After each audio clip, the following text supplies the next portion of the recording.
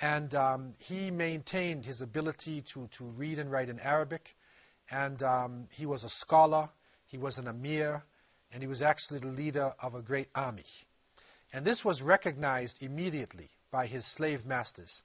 And so they made him the leader of the slaves. He was actually the one who kept the slaves in line. And despite what was happening to him, he always wanted to be freed from slavery to return to his own.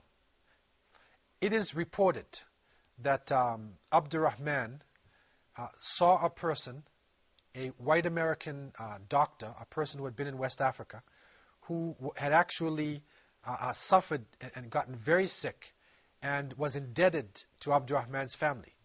And so when he saw this man, he called the man and he reminded him that his family had taken in the man for 3 months in West Africa, and he asked the man to get him out of slavery. So this man then began to raise funds in order to free Abdurrahman from slavery. Eventually he was able to get out, and he started to tour the country. During this time, he was asked to write the Lord's Prayer. So now he's asked to write something in Arabic. They like his Arabic writing.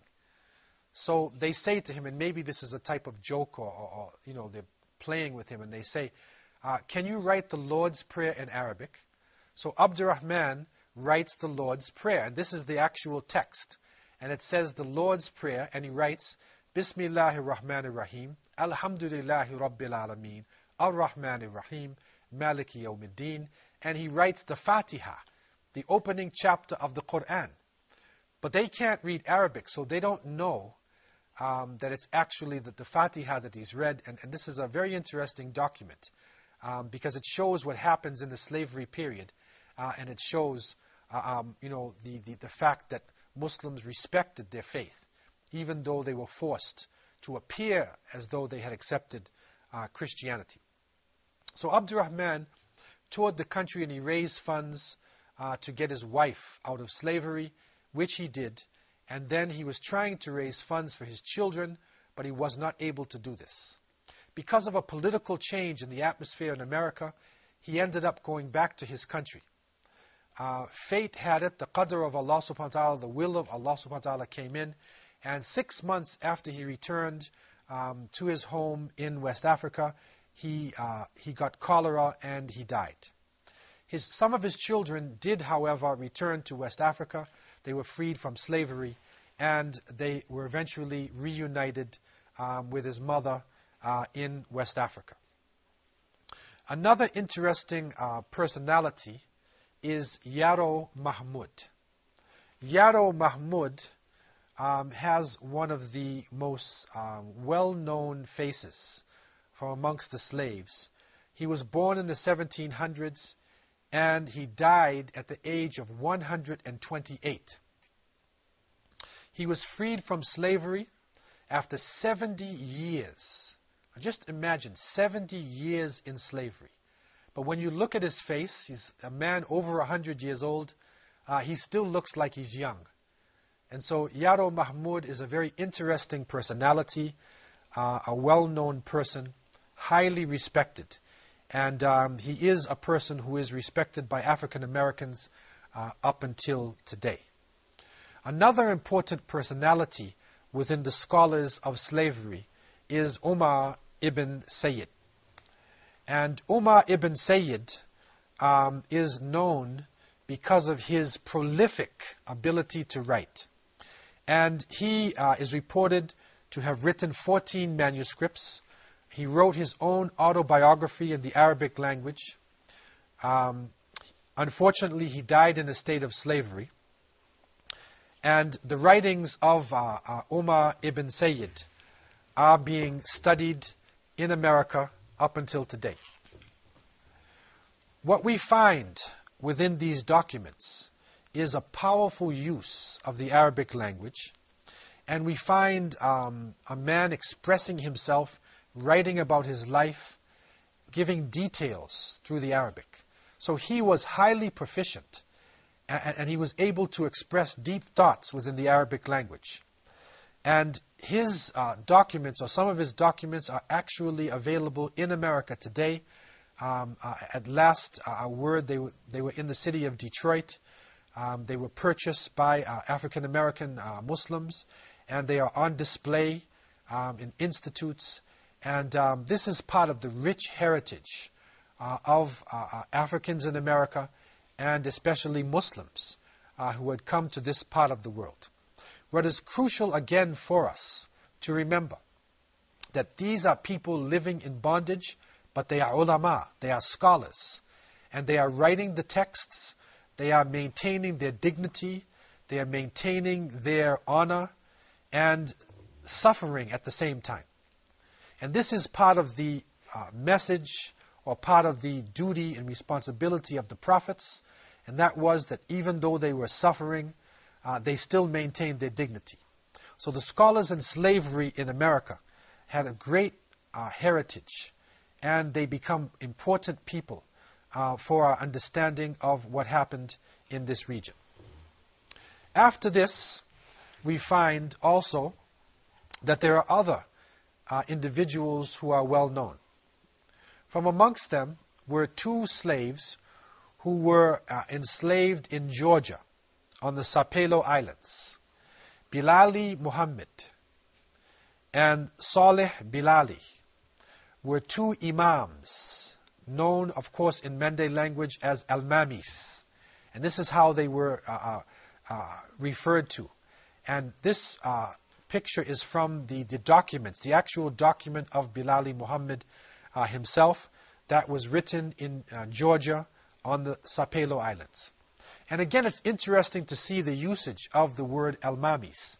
We saw this appear in Central America, when the people within Panama and Honduras, the areas where African people were living in Central America, would actually use the term al-mamis and jaras and guabas and kaba. They were using West African Mande terminologies. Again, the word al-mamis comes from al-imamu, which comes from al-imam.